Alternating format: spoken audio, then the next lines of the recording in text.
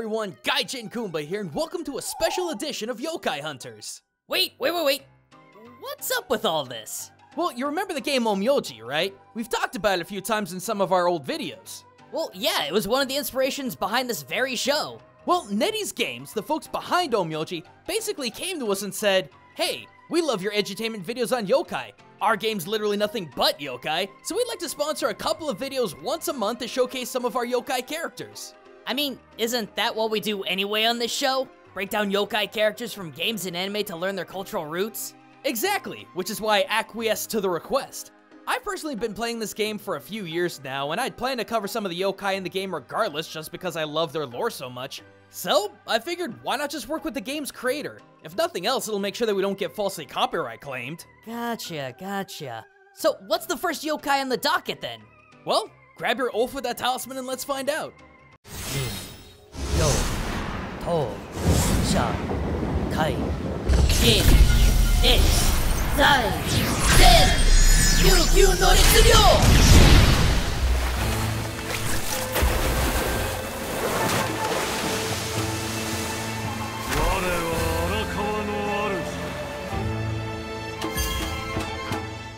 Ooh, nice! Lord Arakawa.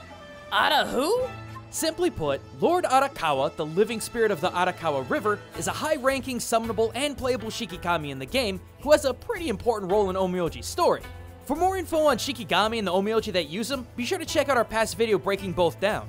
He's not exactly a good guy, but not quite a villain either. He's most known for his extremely bad temper, which manifests in the human world as rampaging waves and fierce flooding of the land.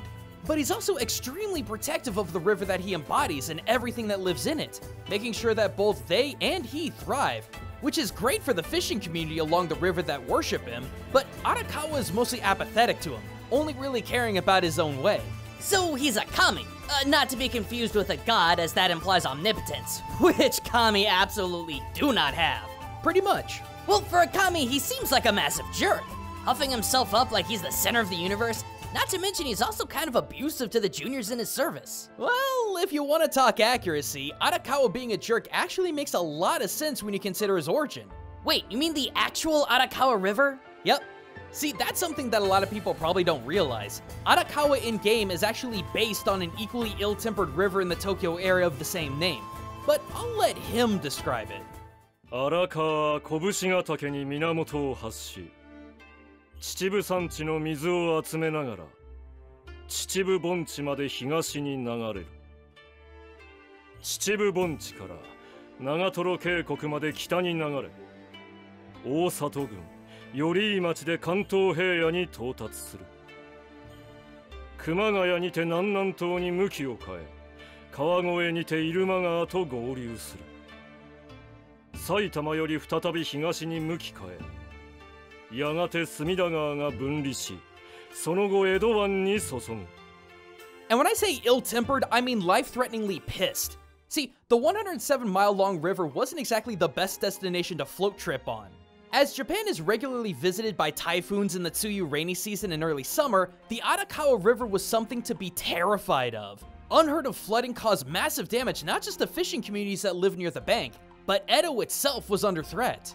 Every single year, the Shitamachi area of Edo/Tokyo would be slammed hard by rampaging flooding of the Arakawa River.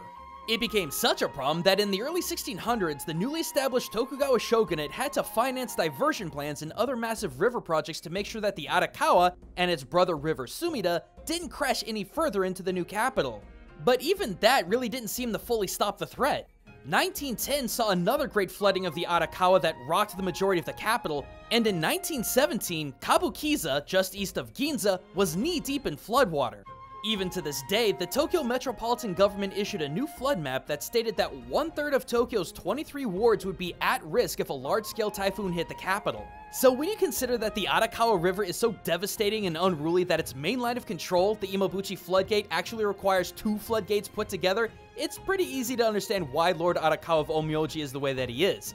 Arrogant, self-centered, and caring little for humans. Because that basically sums up how the Arakawa River has treated people over the last millennia in Tokyo, demolishing homes, crops, and lives with rampaging floods, caring not what gets in its way.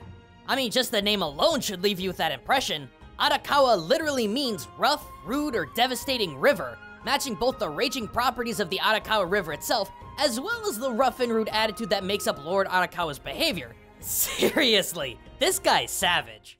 はあ、何を言ってるのだこのチビは。チビって誰よ。それがレディに対する態度なの。レディどこにレディがおる。なんでもいい。とにかくそこをどけ虫けら。 But all that being said, the Arakawa River does make up 80% of Tokyo's clean drinking water and is still a killer fishing location for the population. So, just like the love-hate relationship that Lord Arakawa has with the populace in Onmyoji, so too does Tokyo have the same relationship with the river itself. Now, I'm sure at this point you're probably wondering, why the heck is this guy a kami and not a yokai? Aren't kami supposed to be benevolent? This guy is causing more damage than most aquatic yokai put together. Well, like we mentioned in the very first episode of this series, there is almost zero difference between kami and yokai. Both of them are manifestations of nature, personifications of the natural world as best Japan could understand it. And just as nature can be both giving and destructive, so too are the spirits that personify them. To cite Michael Foster's The Book of Yokai, quote, "It is also important to remember that individual kami may be powerful, but they are not necessarily good in the moral sense. In fact, some kami are known for a short temper and violence. The line between deity and demon is rarely distinct and often depends on the perspective of the humans affected. An individual kami/yokai can be evaluated positively or negatively depending on one's perspective. A water spirit, for example, may be worshipped as a kami by families for whom the river provides irrigation, but despised as a yokai for families who suffer drought." But I think folklorist/anthropologist Komatsu Kazuhiko put it best as he suggested that yokai are unworshipped kami and kami are unworshipped yokai. Going back to the Arakawa River, it's easy to see how people could see it as both kami and yokai. For the people dwelling in the Yamanote area, the Arakawa River is a massive boon providing fresh water and food to the area, something worthy of worshipping, while the people in the Shitamachi area who suffer from the Arakawa's flooding could easily see the river as a nefarious force to fear and spite as a yokai. So in a very real sense, Lord Arakawa in Onmyoji is both kami and yokai, as all Shinto spirits could be seen as either or. Though Arakawa in-game is a worshipped deity, that doesn't necessarily make him benevolent. Just like the real river he's based on, Arakawa is ill-tempered, violent, destructive, and very much swaggers with a "I do what I want" attitude. And because of that, I'm sure there are plenty of folk in the Onmyoji world who would also consider him a powerfully terrible yokai. I guess it's all in the eye of the beholder, as they say. Absolutely. In fact, you'd be surprised at how much this holds true with even some of the most malicious of yokai being saviors of humanity. But that's for another video. For now, thanks for watching everyone, and thanks to NetEase Games for taking an interest in our show.